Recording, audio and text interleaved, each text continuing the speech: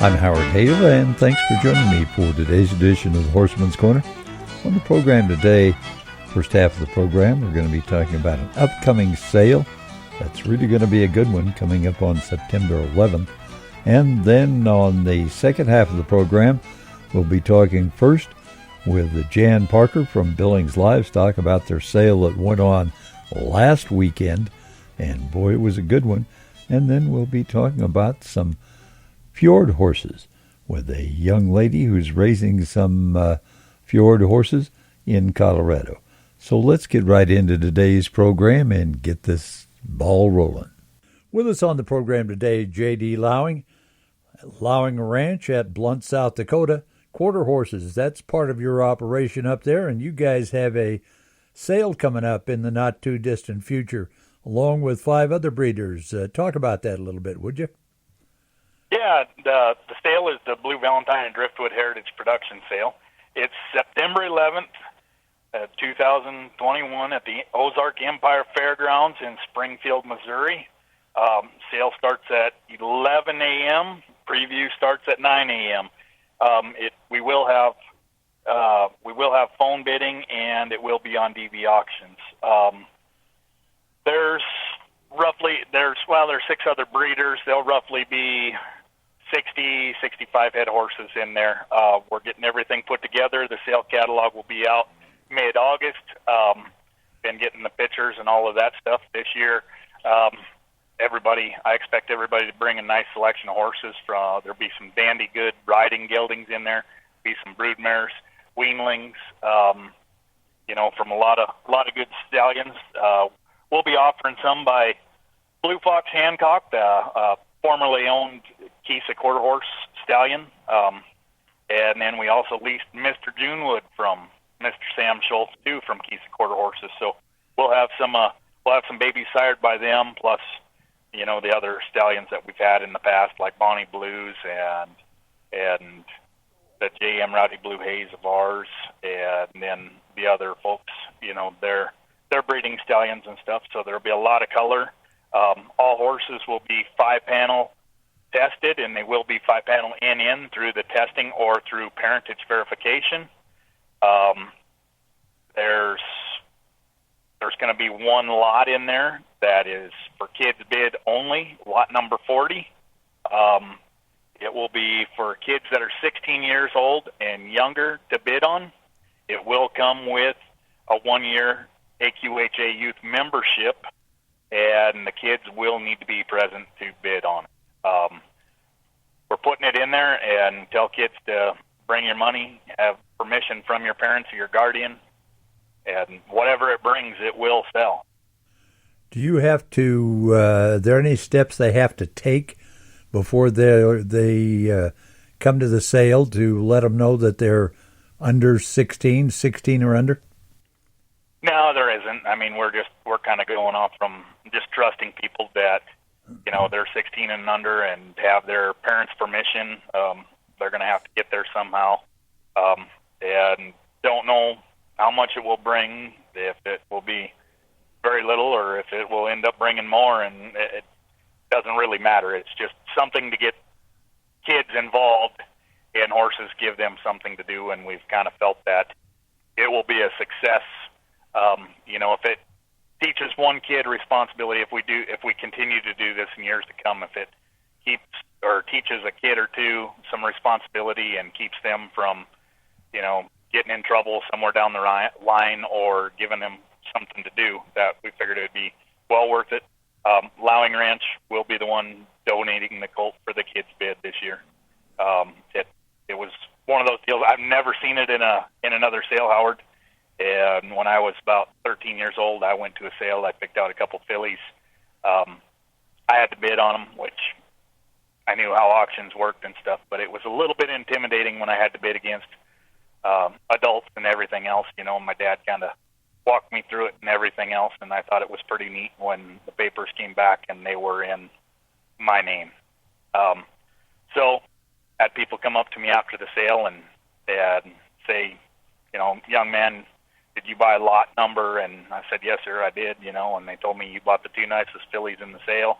And I thanked them and I've always kind of felt good about it, and I figured it still raising horses today, so hopefully from my dad doing that when I was a kid and us starting this in our sale, hopefully it can help some kids out down the line, if it makes a nice gelding for them or whatever they end up doing, or if there's a mare or something in there someday or a filly and they decide to use it as part of their breeding program.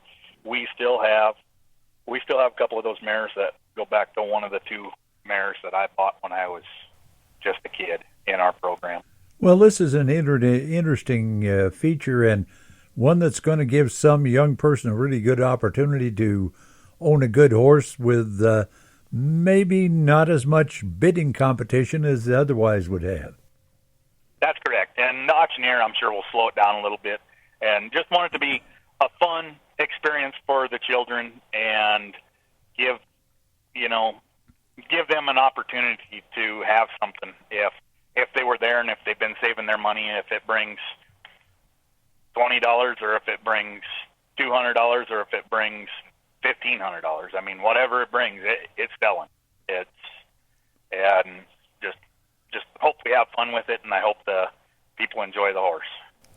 Well, JD, you mentioned a couple of stallions that are kind of a change for your program, aren't they? Not in the bloodlines, but you're going to a really good source for Blue Valentine and Driftwood, aren't you? Yes, we were very fortunate. We have quite a few mares and stuff that come from Kisa quarter horses, and Sam has always produced some really good horses, and he's always been really good to us. And when we bought Red Fox, and after we lost him, he had talked Daniel Gardner from Sunrise Farms down in Alabama and talked to us here at Lauing Ranch, and he was the one that told us that he would like to sell Blue Fox. And of course we came up with after we agreed on a price and stuff, and then he came back and said he would like to lease Mr. Junewood to us, and it's been one heck of an opportunity. We never dreamt in 100 years or a million years even that they would be here. Those two outstanding stallions. I mean, Sam has really shown them a lot, promoted them. He's kept the cream of the crop, and I'm sure it was a tough decision for him to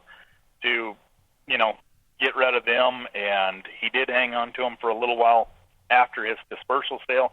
He wasn't ready to sell the stallions, but when he was, he contacted us, and we're very thankful and grateful for that opportunity. And now we're finally getting some babies on the ground, so we'll be able to take them back to the sale and start offering some of those again and stuff. So we're pretty excited, to say the least. What is it you like about the Blue Valentines and the Driftwoods that have kept you guys working with those bloodlines over, a lot of years now, isn't it? Yeah, it's been a lot of years. The thing that I like about them is they got plenty of size and bone. They have a good mind. They're easy to get along with. I know people in the past have said that, Hancocks have had a bad name and everything else. I guess I haven't seen it. They're no different than any other horse, that they're all capable of fighting, striking, kicking, and bucking, if they choose to do it or not. And it's based off from the individual horse. But what I like about them is the Hancocks and Driftwood horses, the bloodlines have been preserved for a long, long time, and they have to be good horses for. Joe Hancock was, his bloodlines have been preserved for nearly,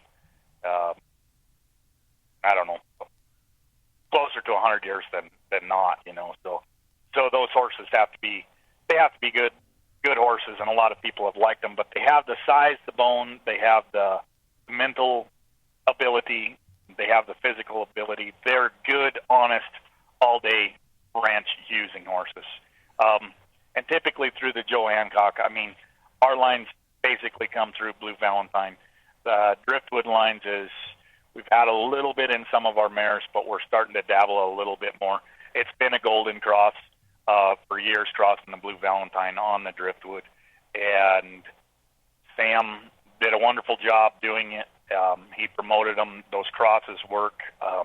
So we're just trying to continue on what he kind of did, with our own twist on it. JD, time to take a break. Let's get that done. You folks stay with us. We'll have more for you in a moment. You're listening to the Horseman's Corner. When you go to horsemanscorner.com, you're going to find archives of previous programs, and you're also going to find some horse-related businesses. For example, horses for sale, including some outstanding horse auctions. Billings Livestock late in August, the BV&D sale September 11th. That features Blue Valentine and Driftwood breeding at its best. And if you're interested in horses, horsemanscorner.com is the place to go. That's horsemanscorner.com. Do what thousands of other people do. That's people that are interested in horses. And visit horsemanscorner.com. Bunkhouse Trailer Sales has a large inventory of Big Bend trailers that handle the tough jobs like they should, with features that every cattleman can appreciate. But they're doing it from a new location. That's at Steve's Truck and Equipment between Scottsbluff and Mitchell in the Nebraska Panhandle. If you can't stop by, give them a call at 308-623-9955 or check them out at bunkhousetrailersales.com. Bunkhousetrailersales.com for your next stock or horse trailer, including the tough, practical, cattleman-friendly Big Bend trailers.